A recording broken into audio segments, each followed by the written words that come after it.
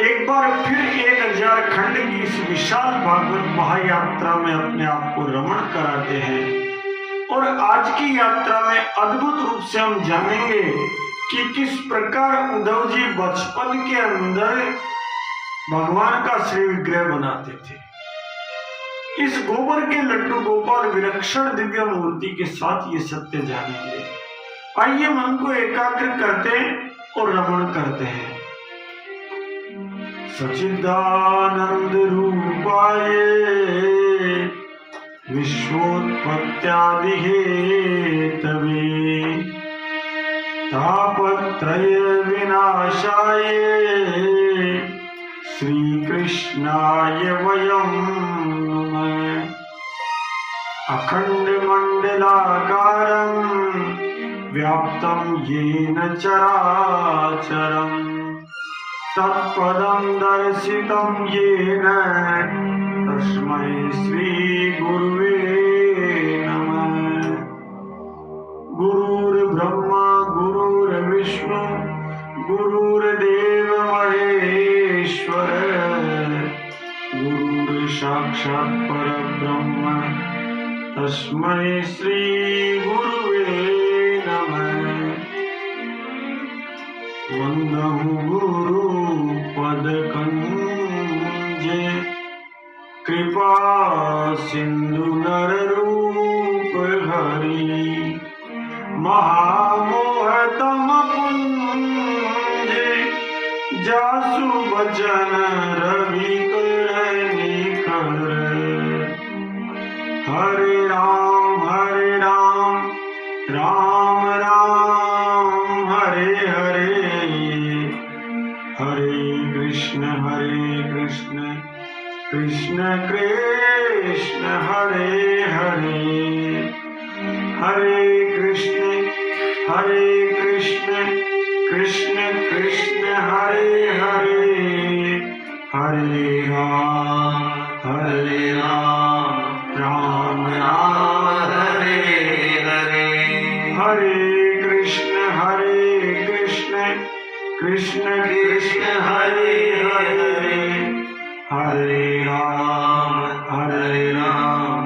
राम राम हरे हरे हरे कृष्ण कृष्ण कृष्ण हरे हरे हरे कृष्ण कृष्ण कृष्ण हरे हरे हरे राम राम राम हरे हरे हरे राम राम राम हरे हरे हरे राम राम राम हरे हरे हरे राम राम राम हरे हरे। कल हमने कथा को विराम वहां दिया था जहां उद्धव जी महाराज से विदुर जी महाराज प्रश्न करते हैं और उद्धव जी से निवेदन करते हैं कि आप भगवान कृष्ण की लीलाओं का गान कीजिए। और उस निवेदन को सुनने के बाद अत्यंत प्रसन्न होकर ये तीसरे स्कंद के दूसरे अध्याय की कथा है। अत्यंत प्रसन्न होकर उद्धव जी भगवान की बाल लीलाओं का वर्णन करने लगते हैं। इति भागवत पृष्ठ, सुनो ये भागवत ग्रंथ है जो मैं तुम्हें सुनाता हूँ। परम भागवत परम भक्त उद्धव जी महाराज इस प्रकार कहकर अपने प्रियतम भगवान श्री कृष्ण के संबंध रखने वाली वो बातें बताने लगते हैं जो अद्भुत से अद्भुत है। उन महान देवों के देव स्वामी जगन नारायण का स्मरण करके उनका गला भर आता है, हृदय भर आता है और वो स्मरण करते हुए कहते हैं कि सुनो, जब मैं 5 साल का था ये पंचहायनो मात्रा प्रात राशाई याचित है। जब मैं 5 साल का बच्चा था तब क्या करता था विदुर जी? तब मैं बालपने की लीला करता था और भगवान कृष्ण की मूर्ति बनाता था। जैसे इस प्रकार की मूर्ति आप कल्पना कीजिए, ये बहुत बड़ा धन गौशालाओं को आज की आवश्यकता है ना। जरा विचार कीजिए, केमिकल फर्टिलाइजर, ट्रैक्टर, कृत्रिम गर्भाधान, इन सब चीजों ने गाय और गोवंश को उस हालत में ला दिया जहां कल्पना नहीं कर सकते। अब विचार कीजिए, अब उस हालत में करो क्या? कोई नवीन उद्यम खोजो जिससे गाय और गोवंश की रक्षा हो सके, अन्यथा तो ये गाय केवल बातों की ब्यालू रह गई, घर से निकल गई, खेत से निकल गई, गांव से निकल गई, और शायद गाय के उत्पाद भी व्यवहार से निकल गए। गाय का दूध, गाय का दही, गाय का घी, ये सब बीती बातें लगती है। अब इनमें स्वाद शायद नहीं रहा, इसीलिए हम सब ने इनका परित्याग सा कर दिया। पता नहीं अज्ञान क्या छा गया, और इसलिए कल से यात्रा प्रारंभ करेंगे। आधुनिक युग में गौ रक्षा के 108 साधन, उनमें एक प्रधान साधन ये भी है, अगर हम सबने खिलौनों के रूप में ही सही घर घर में सबने बैठकर लड्डू गोपाल बनाना शुरू कर दिया। अरे सब थोड़ा गोबर लो, थोड़ा चूना मिट्टी लो, थोड़ी काली मिट्टी लो, और मिला करके बढ़िया सुंदर लड्डू गोपाल बना लो। आपको चीन के बने हुए लड्डू गोपाल घर में रखने की आवश्यकता नहीं बनेगी। सिंहासन भी लड्डू गोपाल का ऐसा बन जाएगा कि 50 साल तक कुछ नहीं बिगड़ेगा। अगर मजबूत करना है तो मैदा लकड़ी डाल दो, बहुत सुंदर मजबूत बन जाएंगे लड्डू गोपाल। और लड्डू गोपाल तो घर घर की आवश्यकता है।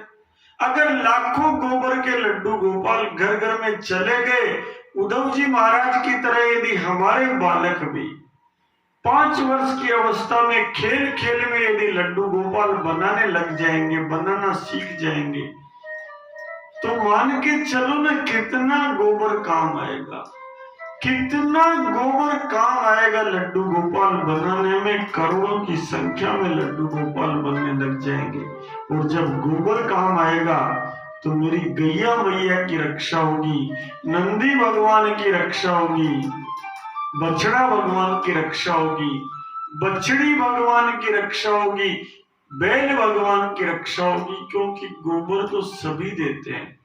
इसलिए अगर हमने उद्धव जी की तरह इतना सा भी कर लिया कि गोबर के लड्डू गोपाल बनाने सीख लिए, तो मान के चलो आधुनिक युग में गौ रक्षा का एक बड़ा साधन हमने खड़ा कर दिया।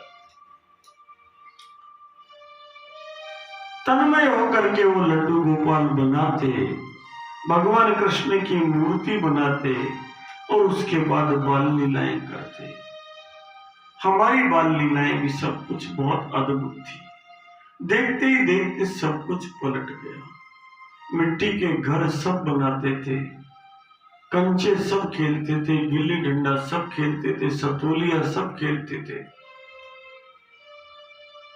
सब धीरे धीरे गायब हो गए।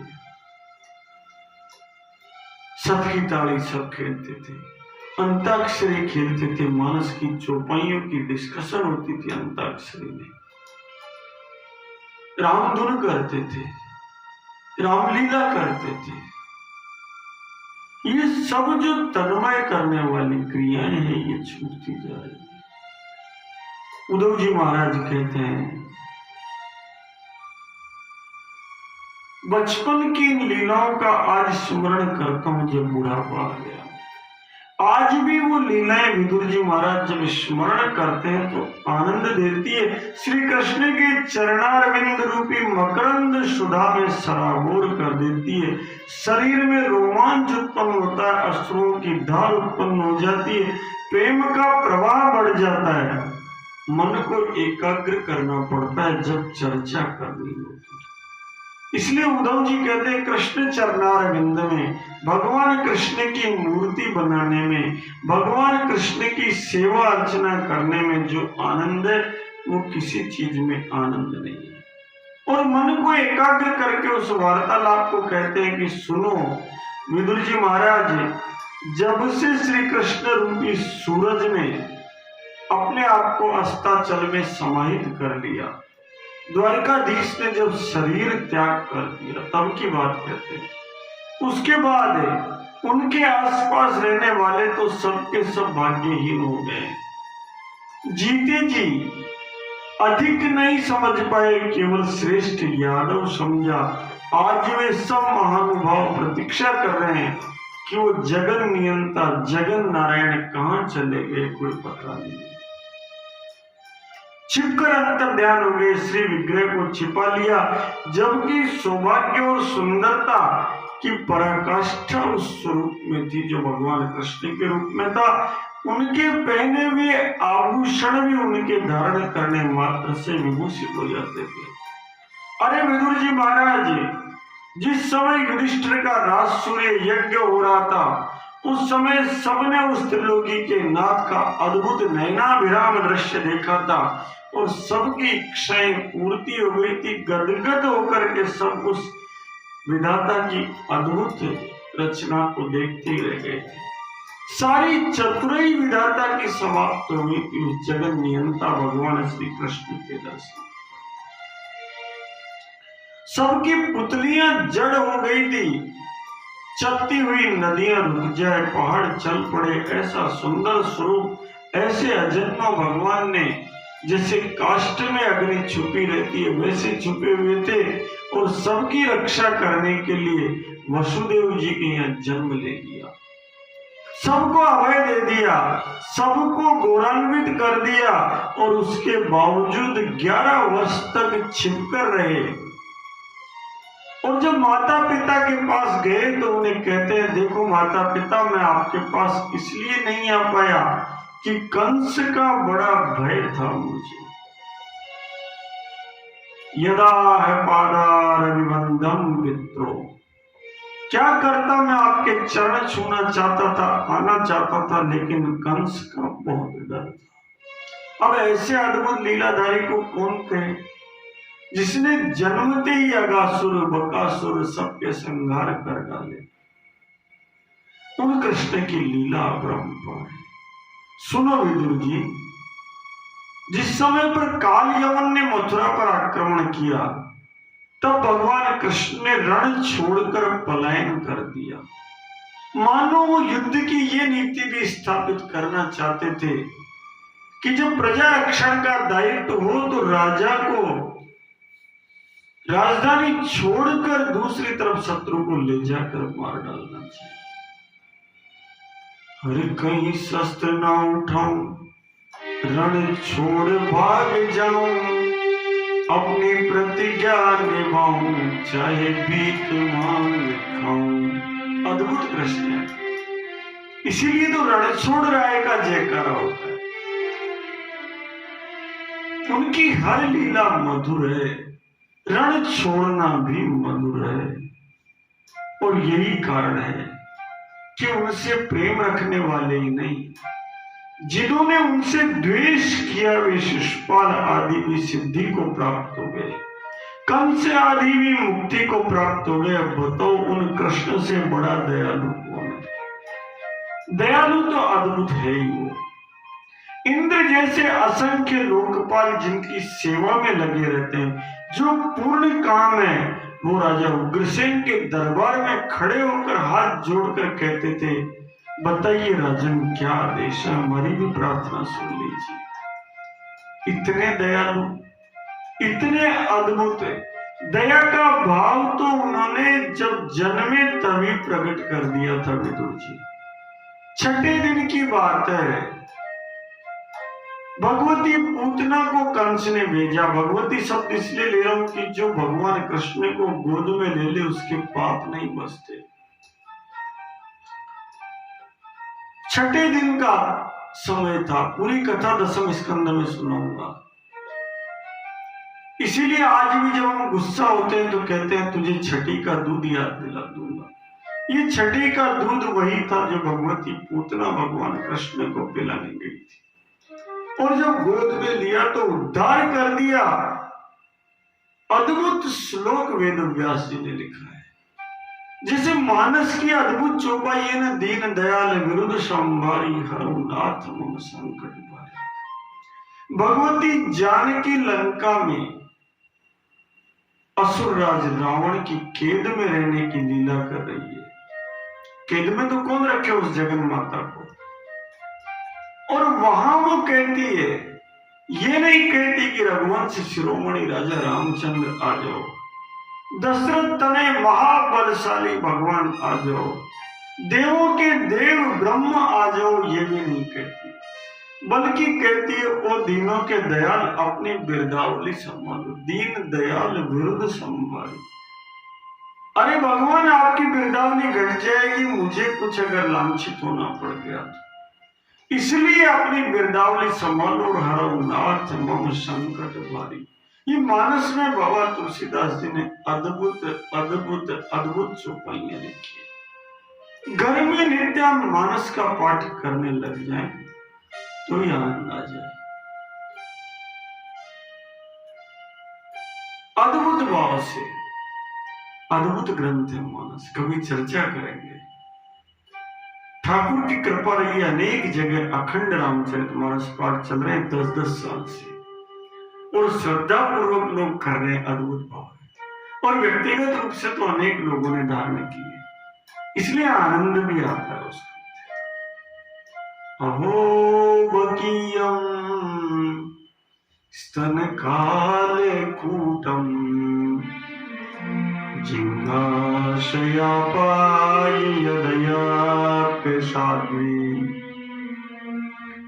लिवे गतिम दात्रयुचितां ततोन्यम कं वा दयालु शरणं व्रजेम, कं वा दयालु शरणं व्रजेम। अरे उस उर्जनी का भाग्य देखो, उस बकी का भाग्य देखो, उस पूतना का भाग्य देखो। कालकूट विष लगाकर गई थी भगवान कृष्ण का संहार करने की, मन में अदम्य लालसा लेकर गई थी, लेकिन भगवान कृष्ण ने गति क्या दी? धात्री की गति देती, या तो यशोदा मैया का दूध पिया गोद में बैठकर, और या उस असुर कुल में जन्मी हुई पूतना का दूध पी लिया, गाढ़ रूप से पकड़कर दूध पी लिया। बताओ ना, कृष्ण से बड़ा दयालु, कम वा दयालु शरणम व्रजेम, कृष्ण से बड़ा दयालु कौन है? चलो ना उसकी शरण में चल दे, क्योंकि कानूड़ा से बड़ा कोई दयालु नहीं हो सकता। अद्भुत दयालु है, केवल देवी शक्तियों पर ही कृपा नहीं करते हैं विदुर जी महाराज, वे तो असुरों पर भी कृपा करते हैं। कहते कहते उद्धव जी गदगद हो जाते हैं। वो कहते हैं, सुनो, मुझे तो असुर ज्यादा अच्छे लगते हैं। वैर भाव से ही सही वो भगवान का निरंतर स्मरण करते हैं, कहीं चूक नहीं होती। दिन रात सोते जागते कानूड़ा का, भगवान राम का, जैसे रावण के मन में राम थे ना, खरदूषण मोई संबलवंता तिनहि को मारे ही बिनु भगवंता, निरंतर उनका जप करते रहते। इसलिए मुझे तो असुर ज्यादा प्रिय लगते हैं। कितनी बड़ी बात कह जाते हैं। और सुनो महाराज जी, ये जो अवतार हुआ भगवान का, ये तो साक्षात ऐसा अवतार था जिसने सिद्ध कर दिया कि गौ रक्षा बातों की ब्याड़ू नहीं है, भगवान का काम है। खाली पंचायती का काम नहीं है कि सरकार गाय के लिए ये करे, सरकार वो करे। गाय की रक्षा करना मनुष्य का धर्म है, क्योंकि ईश्वरीय कार्य है। सनातन में जन्म लेने का भार है कि हम कुछ न कुछ गाय के लिए करें। क्या करें? घर में संकल्प कर लें कि गाय का दूध पिएंगे, गाय का घी खाएंगे, गाय का दही खाएंगे, तो मान के चलो हमारा किसान गाय को रख लेगा। संकल्प कर लें कि गोबर का चौका लगाएंगे, संकल्प कर लें कि गोबर के लड्डू गोपाल बिठाएंगे, संकल्प कर लें कि गोबर की राखी बांधेंगे, चीन की प्लास्टिक की हानिकारक राखियां नहीं बांधेंगे। संकल्प कर लें घर में 5 ईंट से गोबर की लगाएंगे, लक्ष्मीवास ईंट हो जाएगी। संकल्प कर ले पूजा मंडप में गोबर के गणेश होंगे, पूजा मंडप में गोबर की लक्ष्मी होगी। अगर ये गाय के गव्य हमने अपना लिए, केवल गोबर की मैंने चर्चा की,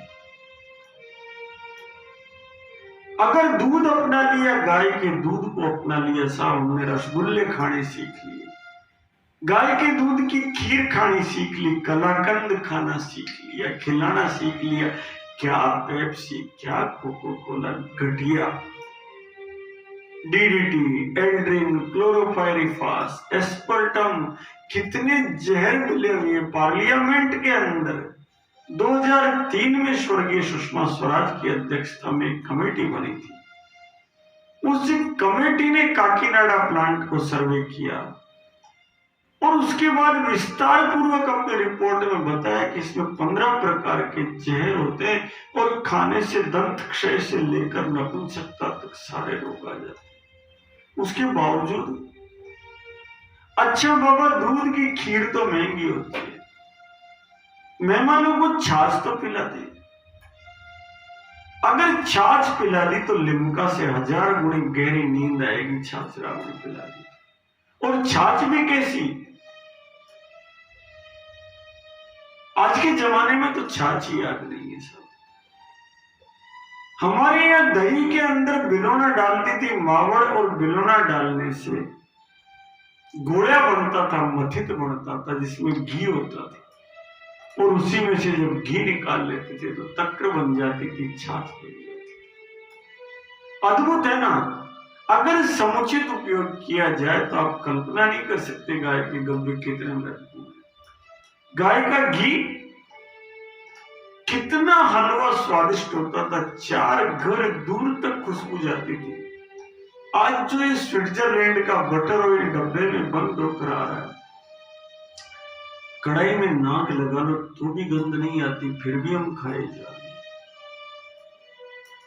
अगर हमने इतना सा संकल्प कर लिया कि गाय के गब्बे खाएंगे, गोव्रती बनेंगे, तो मान के चलो गाय और गोवंश बच जाएगा, वरना तो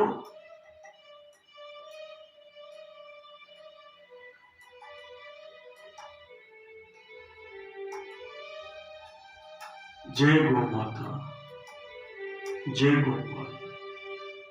भगवान सबको ऐसा समय देगा जब सब के सब जगत जननी गौ माता की ओर लोग चलेंगे। सबके हृदय में गाय बैठेगी, सबके मन में तो गाय आज भी है, पर शिक्षा की पूर्ति नहीं हो रही, जबकि सब जानते हैं कि गाय और भागवत में कोई अंतर नहीं है। एक गाय की सेवा कर लो, आपको 1000 खंड की भागवत सुनने का पुण्य मिल जाएगा।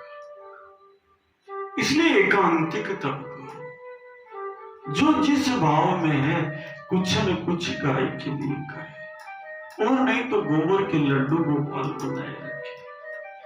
क्योंकि भगवान कृष्ण के लिए उद्धव जी कहते हैं सबसे पहले उस कानुड़ा ने बछड़े चराए, बछड़ियां चराई, छोटे बच्चों को चराए। हरि गाय चरावन जयूरी मैया, गाय चरावन जइयो। कितना अद्भुत काम है।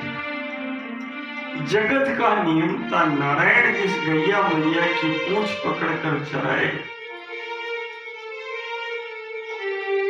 कल्पना कीजिए वो यदि गली में कचरा खाए तो कितना दर्द होता।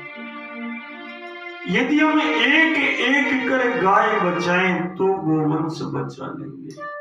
छपने काल में गाय पर संकट नहीं आने दिया हमारे पूर्वजों ने। खाने को रोटी नहीं थी साहब, फिर भी ना तो किसी भूखे को भूखा सोने दिया, ना गैया मैया को भूखा सोने दिया। खुद ने रोटी नहीं खाई पर गाय को खिलाई, और उसी का पुण्य है कि आज हम सब अर्थ की दृष्टि से पहले वाली पीढ़ियों से बहुत श्रेष्ठ स्थिति में। लेकिन खेती तो निरंतर करनी पड़ेगी, अगर हम नहीं करेंगे तो आने वाली पीढ़ियां क्या करेंगी। भगवान कृष्ण, विदुर जी कहते हैं कभी रोते थे कभी हंसते थे, कभी कभी गायों की ओर मुग्ध दृष्टि से देखते थे। जब थोड़ा बड़े हो गए तो स एव गोधनम लक्ष्म्या निकेतम शित गोषम, गाय के नंदी भगवान को, गैया मैया को, जो साक्षात लक्ष्मी के अवतार है, रंग बिरंगी सुंदर गैया मैया को लेकर चले जाते थे, उनको चराते रहते थे। ये नारायण का कर्म है। कैसा कर्म है? अरे देवी मानी चरण पूजितो, अरे देवी मानी चरण पूजितो, नाचत चाल्यो रे, अरे मारो चार भुजा को नाथ गाय के पाछे हालो रे, मारो चार भुजा को नाथ गाय के पाछे हालो रे। अरे आगे आगे गाया चाले, पाछे नटवरे चालो रे, आगे आगे गाया चाले, पाछे नटवरे चालो रे, पगा उबाणी गाया चाले, नंगा पेरा हालो रे, पगा उबाणी गाया चाले, नंगा पेरा हालो रे। अरे देख राग गाया रे खातिर, देख राग गाया रे खातिर, त्रिभुवन हालो रे, अरे रे रे रे त्रिभुवन हालो रे, अरे मारो चार भुजा को नाथ गाय के पाछे चालो रे, मारो चार भुजा को नाथ गाय के पाछे हालो रे।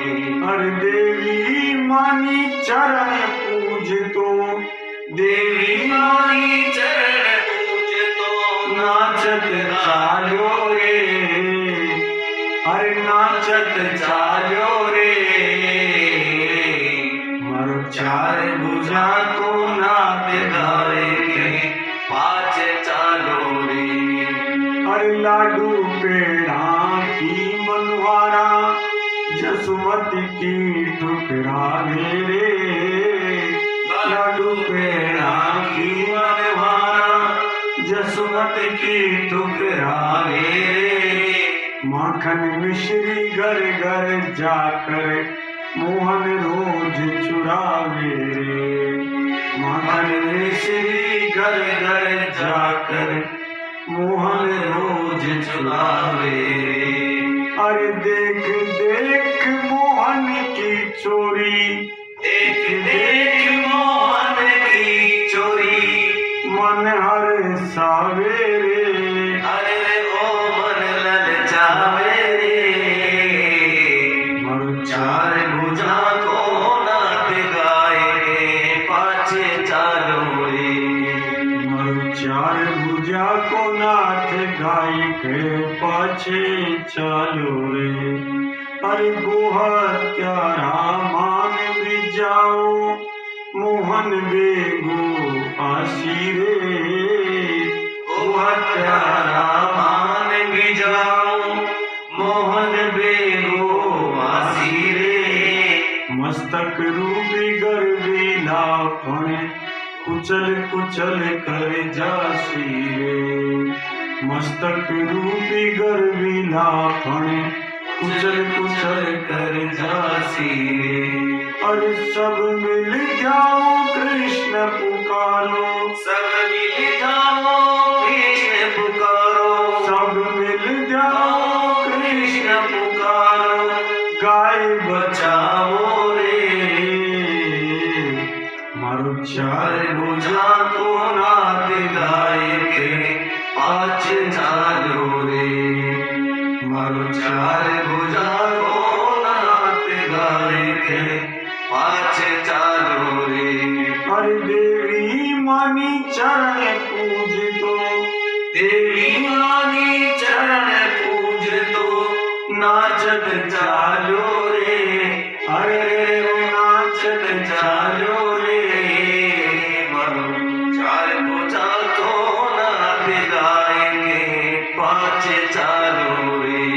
बोले जगत जननी गौ मात की जय, बोले नंदी भगवान की जय, बोले बछड़ा भगवान की जय, बोले बछड़ी भगवान की जय, बोले चार भुजानाथ की जय, बोले हनुमान जी महाराज की जय, बोले जगन मात लक्ष्मी मात की जय, बोले परशुराम भगवान की जय, सियापति रामचंद्र की जय, अवधपति रामचंद्र की जय, जगतपति रामचंद्र की जय, मेरे पति रामचंद्र की जय। हरे कृष्ण